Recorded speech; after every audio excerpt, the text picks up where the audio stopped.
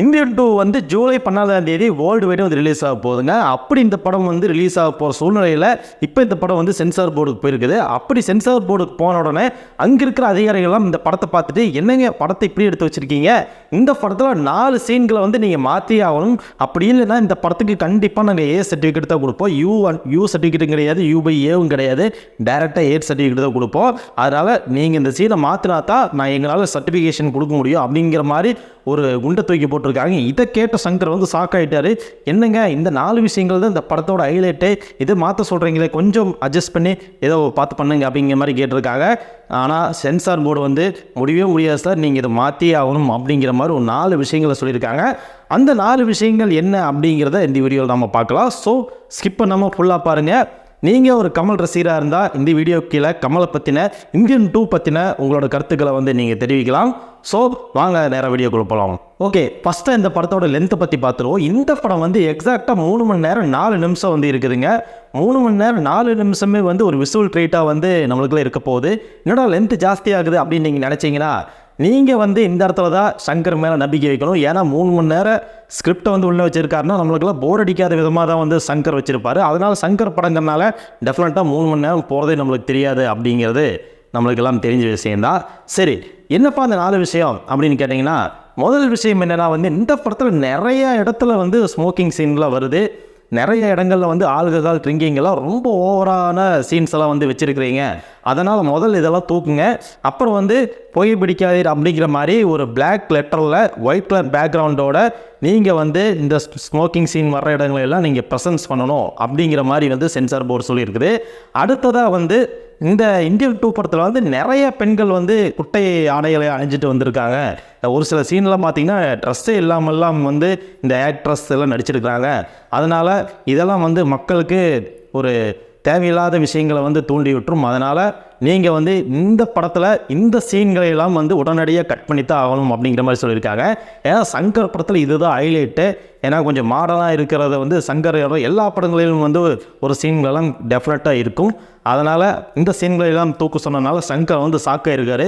என்னங்க அப்படியெல்லாம் ஒன்றும் பெரிய அளவுக்குலாம் இல்லையே அப்படின்னு எல்லாம் கேட்டிருக்காரு. இல்லவே இல்லை, நோவே, நீங்கள் இந்த சீனாக கட் பண்ணி தான் ஆகணும் அப்படிங்கிற மாதிரி வந்து சென்சார் போர்டு ஆணித்தரமாக சொல்லிடுச்சு. சரி, அடுத்ததாக வந்து இந்த படத்தில் வந்து நிறைய கெட்ட வார்த்தைகள் எல்லாம் பேசியிருக்காங்களா. நிறைய இடங்களில் வந்து ஆங்கிலம் கலந்த கெட்ட வார்த்தைகள் எல்லாம் பயங்கரமாக இருக்குது. அதனால் இதெல்லாம் வேண்டாமே, இதெல்லாம் எதுக்கு, இதெல்லாம் நீங்கள் கட் பண்ணிடுங்க, இல்லைன்னா மியூட் போட்டுருங்க அப்படிங்கிற மாதிரி ஸ்ட்ரிக்டாக வந்து சென்சார் போர்டு சொல்லியிருக்குது. அது மட்டும் இல்லாமல் இந்த படத்தில் வந்து நிறைய ஒரு 2-3 சீனில் வந்து ஊழல் சந்தை அப்படிங்கிற மாதிரியெல்லாம் வந்து படத்தில் வந்து காமிச்சிருக்காங்க. லஞ்சம் வாங்குகிற அதிகாரிகள், இந்த மாதிரி கவர்மெண்ட் ஆஃபீஸ், அங்கெல்லாம் வந்து ஊழல் சந்தை அப்படிங்கிற மாதிரி போர்டும் வாசகம் வந்து இந்த படத்தில் வந்து இடம்பெற்றிருக்கா. அதனால் இந்த பேர் வர இடங்களையெல்லாம் வந்து நீக்குங்க. ஊழல் சந்தைன்னு எதுக்கெல்லாம் வச்சுருக்கிறீங்க, வேண்டாம், இதெல்லாம் ரொம்ப ஒரு பாலிட்டிக்ஸாக அமைஞ்சு போயிடும், பாலிட்டிக்ஸாக இந்த படத்தை கார்னர் பண்ணுற மாதிரி ஆயிரும். அதனால் இந்த ஊழல் சந்தைங்கிற வசனத்தை வந்து கட் பண்ணிடலாம் அப்படிங்கிற மாதிரியும் வந்து சென்சார் போர்டு சொல்லியிருக்குது. அது மட்டும் இல்லாமல் டர்ட்டி இந்தியன், இங்கிலீஷில் வர ஒரு மிகப்பெரிய கெட்ட வார்த்தை எஃப்னு ஸ்டார்ட் ஆகும், அது உங்களுக்கு தெரியும் நினைக்கிறேன்.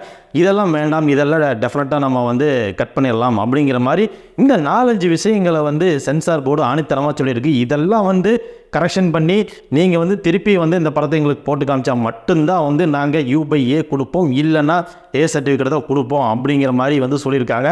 சங்கருக்கு வந்து என்ன ஒரு பிரச்சனைனா, இந்த படத்துக்கு வந்து ஒன்று யூ இருக்கணும், யூ/ஏ இருக்கணும். ஏ சர்டிஃபிகேட் வந்துச்சுன்னா ஃபேமிலி ஆடியன்ஸ் வந்து இந்த படத்தை பார்க்குறது ரொம்ப குறைஞ்சி போயிடுவாங்களே அப்படின்னு சொல்லி பயந்துட்டு, சரி என்னடா பண்ணுறதுன்னு சொல்லிட்டு ஒரு சில சீன்களெல்லாம் நம்ம இந்த சென்சார் போர்டு நெருக்கின விஷயங்களை எல்லாம் குறைச்சிருக்காரு அப்படின்னு வந்து சினிமா வட்டாரங்களில் பேசிகிட்டு இருக்காங்க.